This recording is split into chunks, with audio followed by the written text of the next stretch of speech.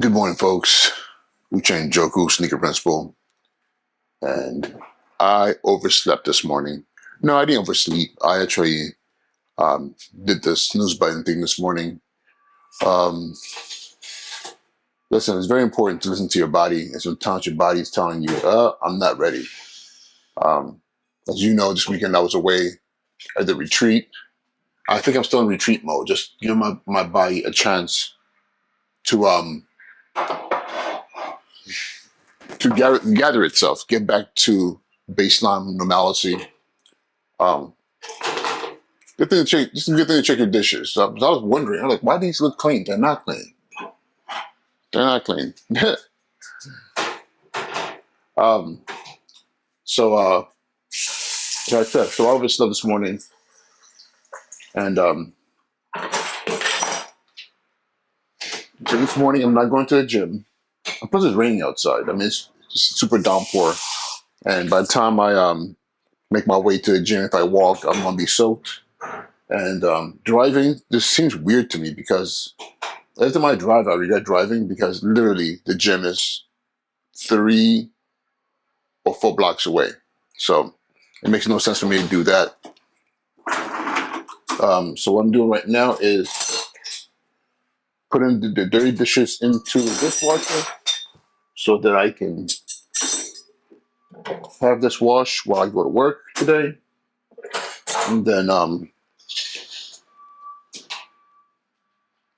I'll make some coffee this morning. And I will also get my workout in. I'm probably going to do my first thing to do when I don't go to the gym and need to work out, because I have to work out every day. I do something, is to do push-ups and crunches. So I'll probably do one round of 25, no, 50 push-ups per hand placement. So I usually do regular, wide, military, and then diamonds. I do 50 of each. And in between each of those, I'll do 100 crunches. And that does the trick. I won't lie. That does the trick.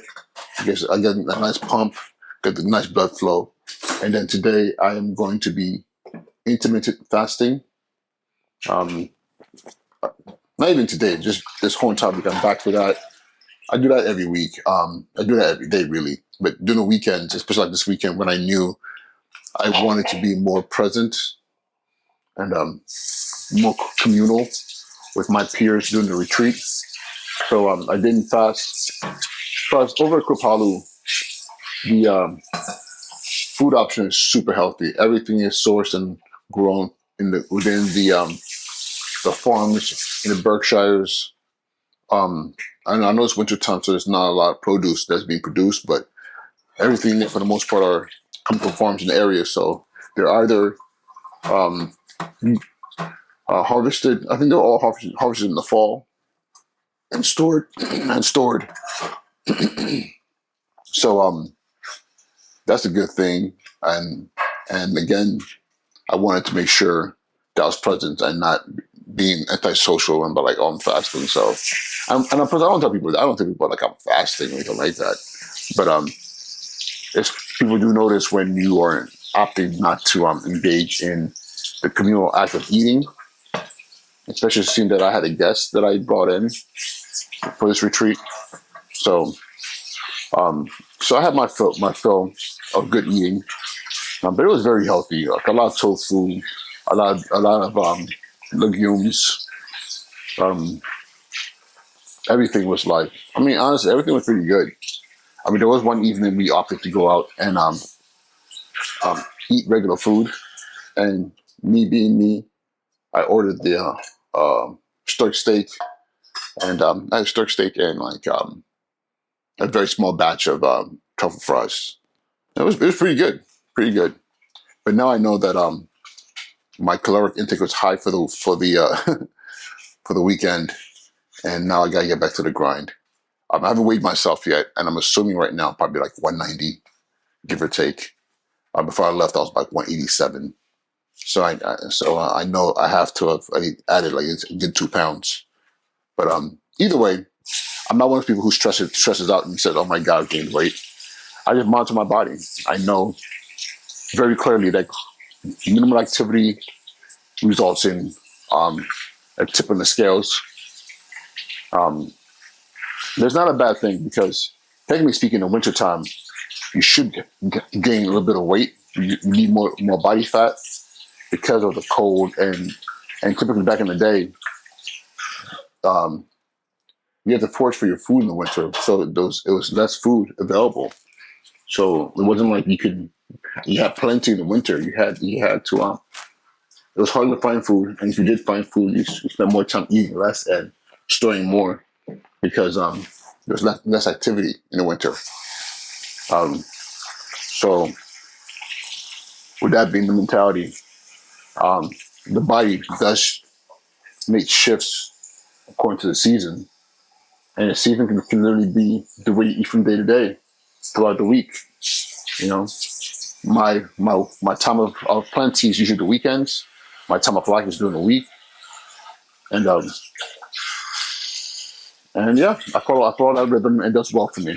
So today I will make my coffee, drink my coffee, then my meals will come sometime after 4 o'clock today, and no, it'll be like that from now to throughout the week. And the thing I discovered is that when I eat like that, especially the first, I mean, once you start intermittent fasting, it's kind of hard because your brain is telling you, "Oh my God, what are you doing? We missed breakfast. We're gonna starve. Lunch. What happened to lunch? We're gonna starve." And that's not what happens. Yes, you're not gonna starve. But your brain tells you this because what the problem is you're in a habit. You're in a habit loop. If there's any such thing, your body is just used to eating all the time, digesting all the time. The body it survives on homeostasis. It has to be a balance. If you're eating all the time, then guess what happens? You're digesting all the time, and digestion is not an easy thing for your body to do. It requires a lot of energy, a lot of blood to go to your digestive tract to digest. That's why often when you've had a nice big old meal, you get sleepy because what happens is all the blood flow from your brain that says, I have to go and hunt. I have to put work in. I have to analyze the world. I have to protect myself. All that blood that's required for that is diverted to your gut. And that's why you become lazy. That's why almost every animal that engorges itself in a big meal, what ends up happening is you see them laid out. Lions, they eat a wildebeest. After they're done eating, they're laid out. They're like, I'm good. I ate. So what that really means is that your body is saying, okay, I have to have energy to digest this food that you've eaten. And yeah. So what ends up happening is you become lazy, and you can't even think straight. That's why you have the itis and you're tired. But if you're a little hungry during the day, guess what? That little hunger, irritation, it becomes almost like a motivating factor because back in the day, you needed that as you were hunting. You needed that aggressiveness, and you needed that and attention to detail because finding food also might mean you not coming back because you might become something else's food in the process of finding your own food. So yeah. So I'm talking about today and what I'm going to be doing. Not only that, we have our secret Santa / white elephant gift exchange with my staff today. So um, I'm trying to be different. Shh, don't tell anybody. These cookies are amazing. So up in Kripalu, where I was this weekend, they have these cookies that are made there.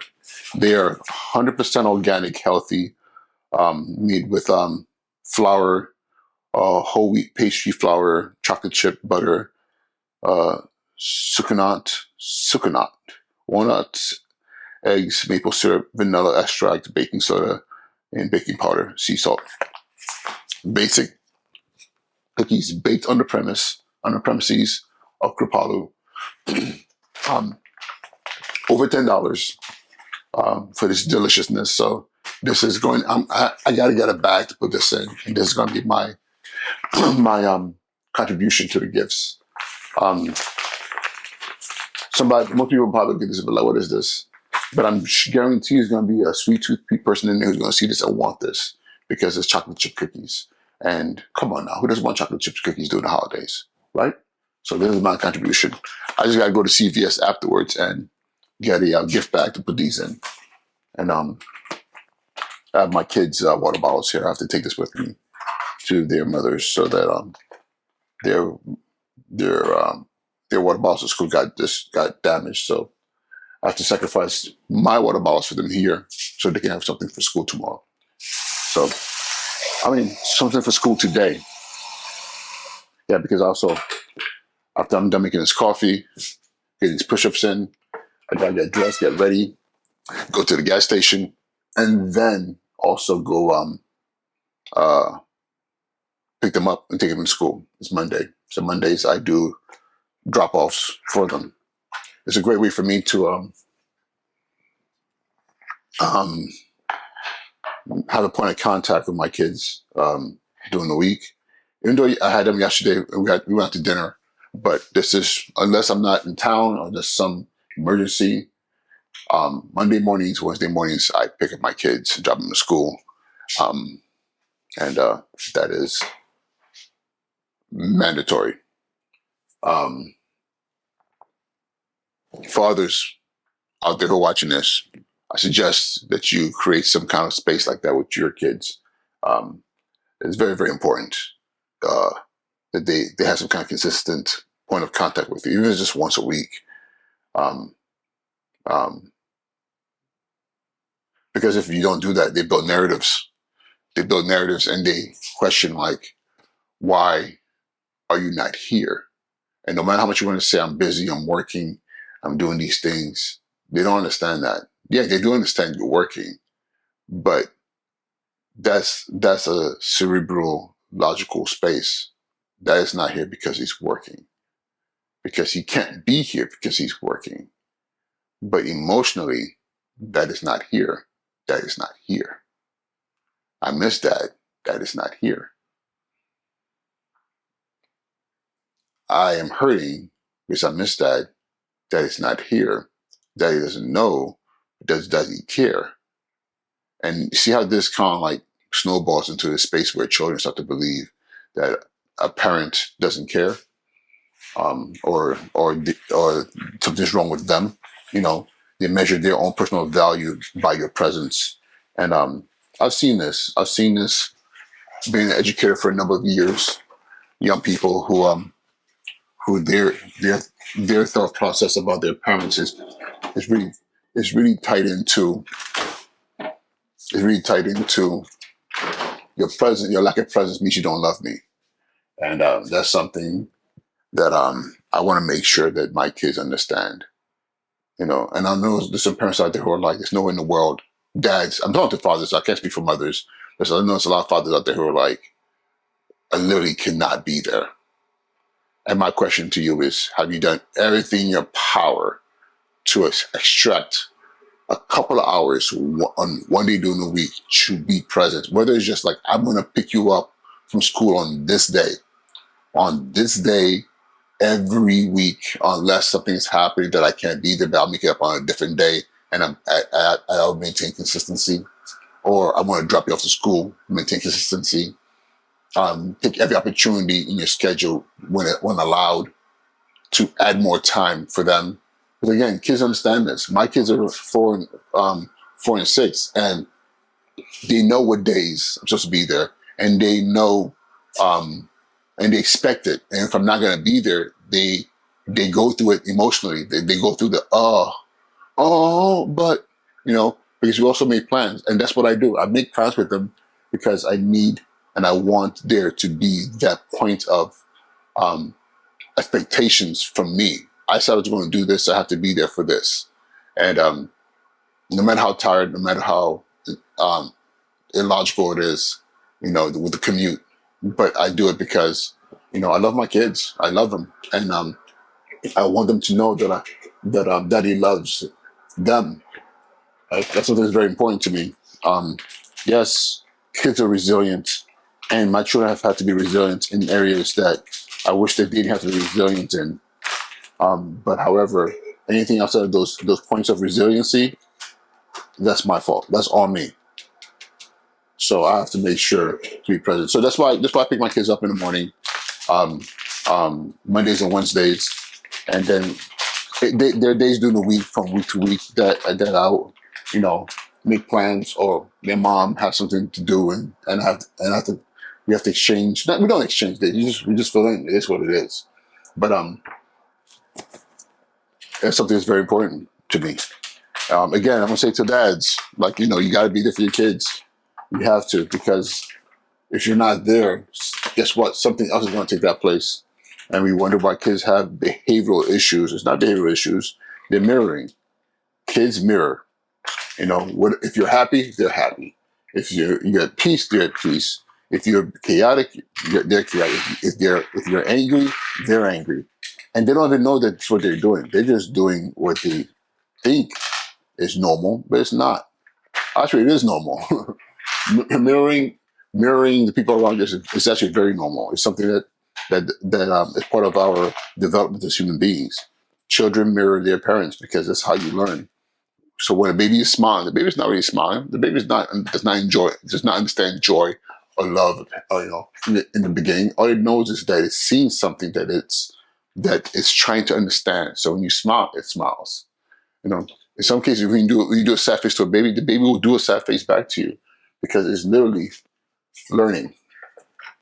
It's learning, and it's learning from you. So this is how I make my coffee. I measure 2 cups into my coffee beaker, and I pour it into my press. So I know this is going to be 2 cups. The coffee grounds are already in there. Guys, this is the best way to make coffee.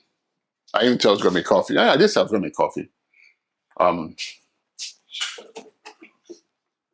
Close this up.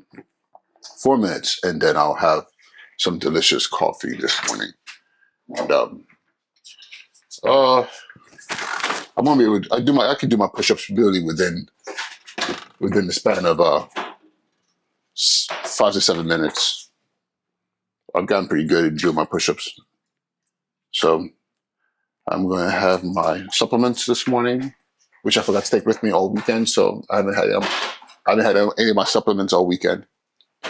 So of course, I have my creatine. These gummies are good for your skin. It has some hibiscus and some other cool stuff in there. My protein aminos and my multivitamin. These are nasty. I mean, there's no taste to them, but they are nasty. So I take these first.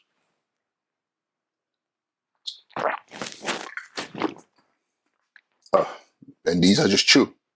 So it's kind of like the chasers for the pills. All right. Coffee's brewing. And my phone is dinging. Hopefully no emergency. Um, Friend of mine texted me this morning, reminding me to rise and grind this week. 5 more days before we go on break, for holiday break. So this week's gonna be compounded. It really is. There's so much stuff to do between now and Friday, but it is what it is. This is the work that we do as an educator. I gotta make sure kids are ready. We have some events this week. We take care of our kiddies, make sure they're good, and yeah. All right. And once I do my push-ups while my coffee's brewing, I get ready for work. But I just wanted to make this episode of the podcast, and I'm hoping this makes sense, because I'm really working on making sure the video content, for those of you who want to follow along with my journey and my random conversations with you, but also be able to hear it on Apple Podcasts as I post this content. So we'll see. I'm noticing, for those who are probably watching this, like, why come the light keeps going light and dark? It's my ISO. I have set it up auto white balance. I keep forgetting to put it on the incandescent bulb for the room for indoors, so it has a consistency of light. I'm going to work on that. Before I know, I'm not going to be mad about it. But part of the learning process with video. Video is even though I majored in film in college, it was film. It wasn't really video. And I'm learning the technology around video and making sure that every setting is set appropriately, so you don't have this weird switching of light. But regardless, this is Uche and Joku, Secret Principal. Thank you for being with me on this episode of the podcast. Have an amazing day, and I'll talk to you soon. Be well.